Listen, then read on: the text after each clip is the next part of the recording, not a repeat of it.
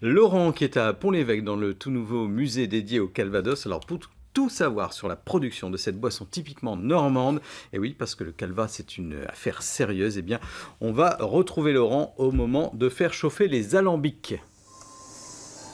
C'est bon, je viens de régler les alambics, c'est le moment de passer à la distillation. En fait, cette pièce, Marianne, c'est un peu comment on passe du cidre à de l'eau de vie qui devient du calvados. Tout à fait. C'est une étape très très importante, la distillation, puisque c'est là, à partir de notre cidre, nous allons extraire les meilleurs arômes via la distillation. C'est vraiment l'étape la plus importante. Donc il y a un maître de chai, on va se reculer un petit peu pour avoir quand même cette magnifique... ce magnifique alambic. Alors ça, c'est encore comme ça qu'on travaille, hein. Oui, tout à fait. C'est un alambic à repasse. Donc, pour le Calvados Pays d'Auge, il nous faut une double distillation et il est obligatoire d'utiliser l'alambic à repasse selon l'AOC. Alors, on met du... Alors, c'est ce qui explique toute la vidéo, hein, là, qu'on a dans le fond. C'est un peu l'idée. Les gens viennent, ils voient un petit peu toute la vidéo. Et alors, c'est très didactique, hein, parce que chaque étape va s'éclairer en fonction de ce qui se passe dedans, hein. Tout à fait. Donc, on démarre par la chaudière où on va y mettre le cidre, on va allumer et ensuite les premières vapeurs vont commencer à monter et voyager dans le col de cygne qui va traverser le chauffe-cidre et ensuite arriver dans le réfrigérant pour se condenser en liquide. Voilà, parce qu'en fait, moi, personnellement, j'avais jamais bien compris le système. Et en fait, on part d'une source liquide.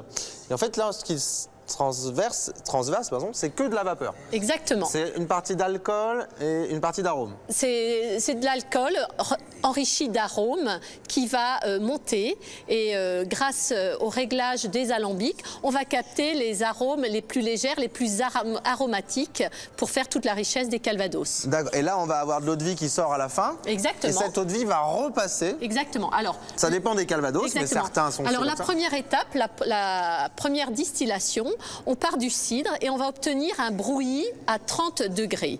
Ce brouillis de 30 degrés, on ne va pas tout prendre, on va garder seulement le cœur de chauffe.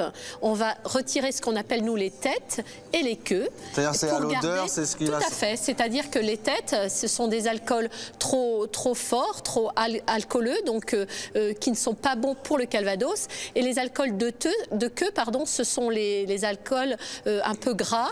Donc nous, c'est très important de garder tout le temps le cœur de chauffe qui est le meilleur. Et ça refait le même parcours ensuite. Et ensuite, on a de l'eau de vie. À 70 degrés. Cette eau de vie est mise à vieillir ensuite. À vieillir en chaîne. Et c'est là où ça donne tous les arômes différents du calvados. Voilà, et ben on va se retrouver après maintenant pour la dégustation, pour comprendre un petit peu comment cette opération fonctionne et surtout quel goût finit par avoir l'eau de vie, donc le goût du calvados. Donc on se retrouve tout à l'heure. Moi je trouve ça vraiment très impressionnant. C'est magnifique en plus. Tout à fait. On dirait la lampe d'Aladin. Vous voulez faire un peu?